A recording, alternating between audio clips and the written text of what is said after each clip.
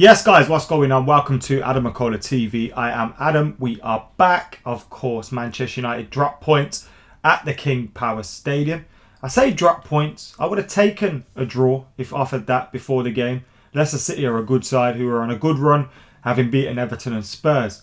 But after the way the fixture went and after the way the 90 minutes went, Manchester United fans have a good reason to feel a little bit hard done by, a little bit gutted and a little bit disappointed and frustrated.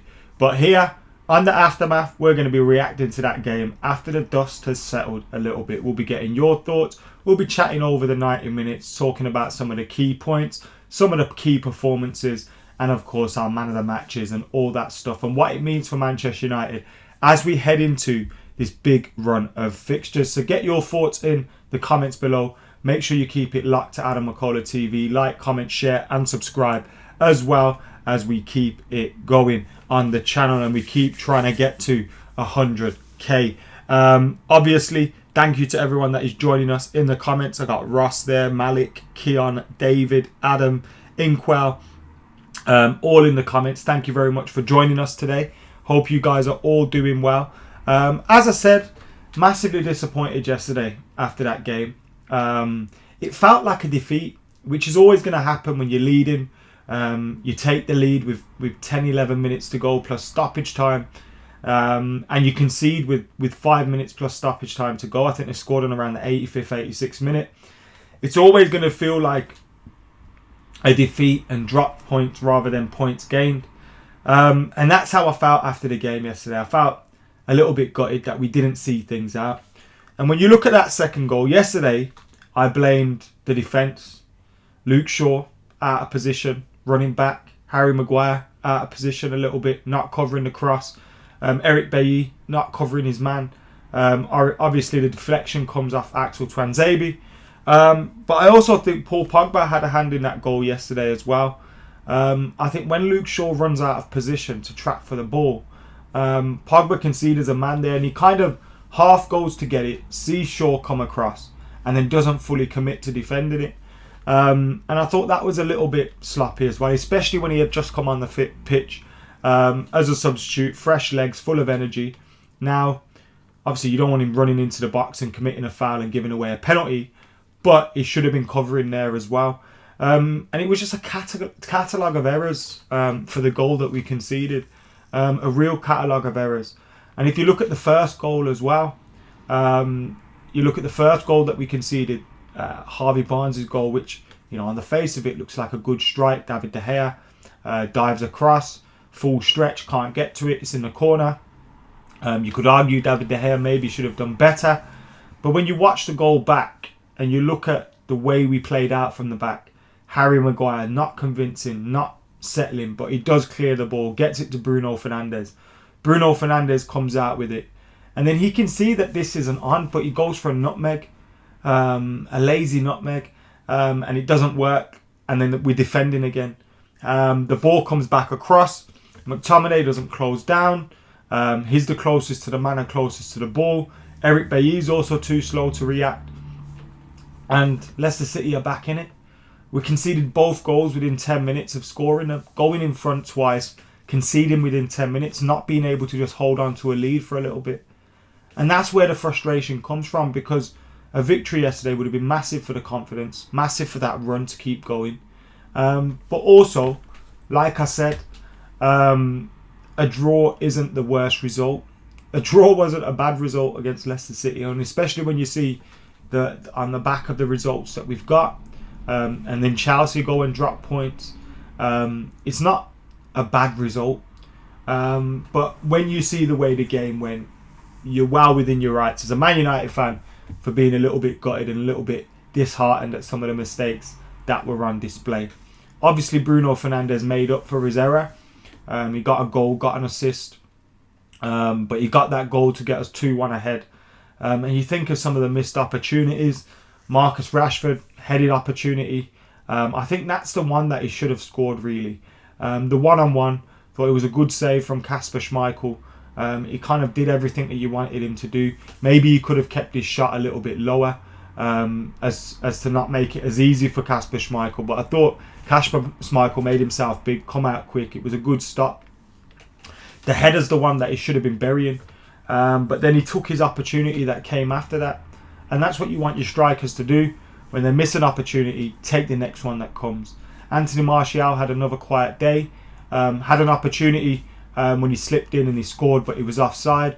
Apart from that, we didn't create enough for him, but he has to do more for himself in terms of getting involved and making opportunities and trying to work on things when it's not quite going for him.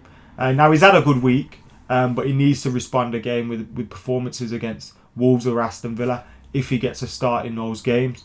Edinson Cavani come on and made a big difference yet again. And the link-up play and the intelligence of the goal that we made for Bruno Fernandes was there for everyone to see. Maybe when he does get back to closer to full fitness, he'll be someone that's edging for a start. Wouldn't mind seeing more of that Cavani, Martial, Rashford front three as well. But yeah, good to see Edinson Cavani continue his contributions to the team. Although Ollie's probably thinking, should I have started him? Pogba, could he have started him? Would that have made any difference? That's always going to be the problem when you leave those big names on the bench. But whoever we play, we're going to be leaving big names on the bench. We've kind of got that luxury now where, depending how we want to go, we'll be leaving some very good players on the bench. So I think Ollie generally got it right. The changes came at the right time. We got the goal. But individual errors, sloppy football, bad mistakes. Leicester didn't really do much yesterday. That was Vardy's first real sniff. Takes a massive deflection. Just frustrating, man. But nevertheless, not a bad result. Need to beat Villa and Wolves, though. If you beat Villa and Wolves, or Wolves and Villa, then you think, good run that. Around the Christmas period, 7 points out of those 3 games. It's not a bad run at all before we go to Anfield in January. So, it's not all that bad, but a little bit frustrated, man. How are you guys feeling? Let us know in those comments below. Get your thoughts in. David says, I'd take Johnny Evans back. I love Johnny Evans, I do. I wouldn't mind Johnny Evans have stayed at Manchester United, although towards the end I could understand why he got sold. We got Minnie back in the house. Ross Murphy says Rashford doesn't really score headers, but he should have been doing better. Malik says Cavani is class. A fit Cavani would be pivotal to a potential title charge. Now, I think that's where a little bit of the disappointment comes from with Man United fans, is that, we want to be on this title. We want to be challenging for a title and all that kind of stuff. That's not really the goal this season. Of course, 21 is coming. Of course, it'd be nice if we could play ourselves into a title challenge. But every time we drop points, we can't be... because this season we would have been looking to consolidate on last season, close the gap even more. Now, hopefully, we can challenge. We can have a good run, which we've shown we can do this year. Between January and July, we went on a phenomenal run. And if we go on that kind of run, with the way this league's going, with the injuries Liverpool have, who knows what can happen. But when we're dropping, that nobody thought about that a month ago. Nobody thought about that 2 months ago. And whilst I think we could surprise a few people and be in or about it in March, April, if we go on a good run, we shouldn't be held to that. Do you know what I mean? Samoan says, like Fergie said, defence wins us titles. Malik says it's possible. Of course it's possible, bro.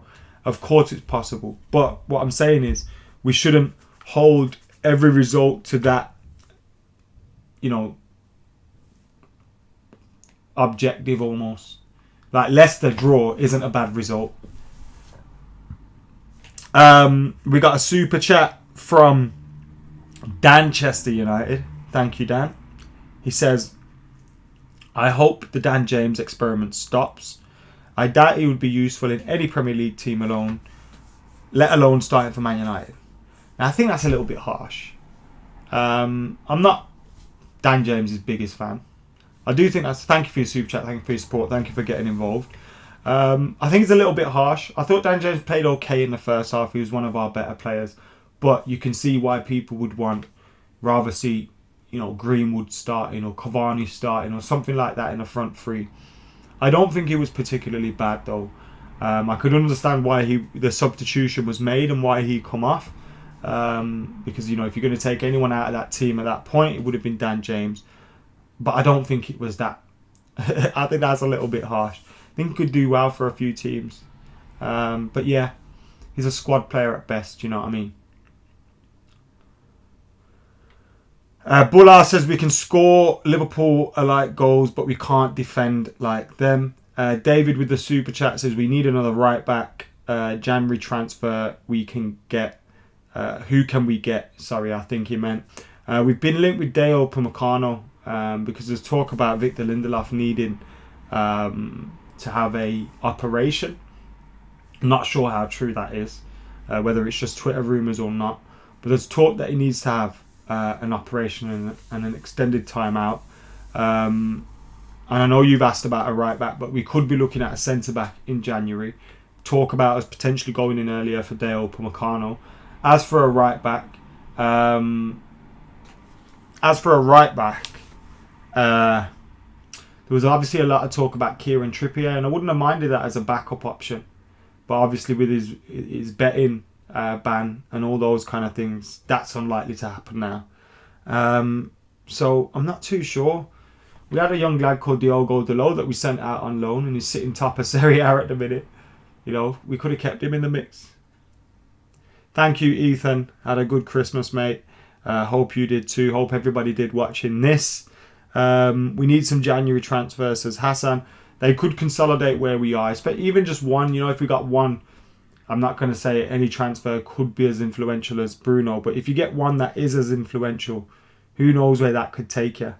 But we do need to consolidate some positions and improve on them as well. You look at centre-half, you look at defensive midfield, and you look at right wing, we definitely need to do something. Kaz with a super chat thinks we won't be taken seriously as contenders with Ollie. I love him, but he's hit his ceiling at United. There's 2 years worth of proof. Poch in. I think that is again unfair because you could argue with the last year of proof. Again, thank you for your super chat, mate. Thank you for getting involved on the channel. I think you could argue. And again, I'm one of those that has my doubts, but I'm also prepared to give him credit where it's due. And with Ollie, I think you can see in the last year and a half, we've made improvements. I don't know. I'm sceptical about whether we'll win a league title with him. But he's earned the opportunity to prove us wrong or right. And this last year, when you look at our league form, when you look at our away run, granted our home form could have been better this season. But when you look at those things, I think he's shown that he could possibly do something, get onto something. And we'll all agree, whether we are fans of Ollie as a manager or not, we can all agree that our squad isn't nowhere near where it should be yet. So if you get the squad sorted, then, you know, he'd probably be doing a lot better as well. So I think that's a little bit harsh. I still think the jury's out. I think that's fair to say. I can't see us getting Haaland, OT, faithful, with Mino Raiola being his agent.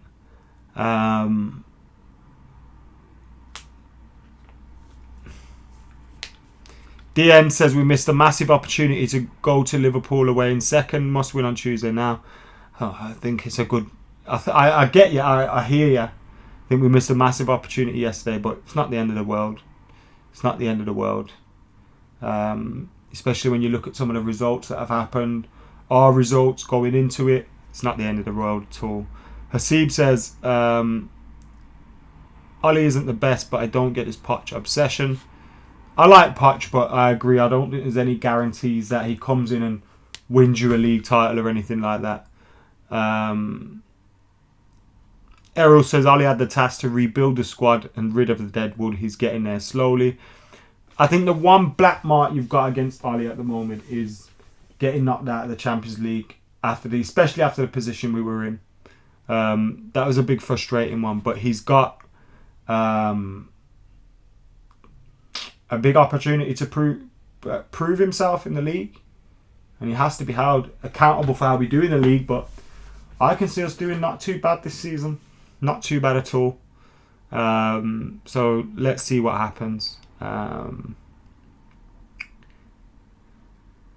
Anyway, guys, thank you for tuning in to what has been the aftermath, where we look back at Manchester United's game.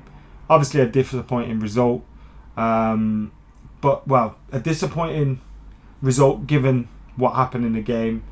Not a bad result in the grand scheme of things. Go on to Wolves, go on to Villa, get 6 points, which will be difficult but possible. Get 6 points in them home games. Let's see where we're at. But yeah, we'll be back. Guys, make sure you're subscribing, liking, commenting, sharing. Thank you for your super chats. Thank you for your comments. Thank you for getting involved today. Make sure you're keeping it locked.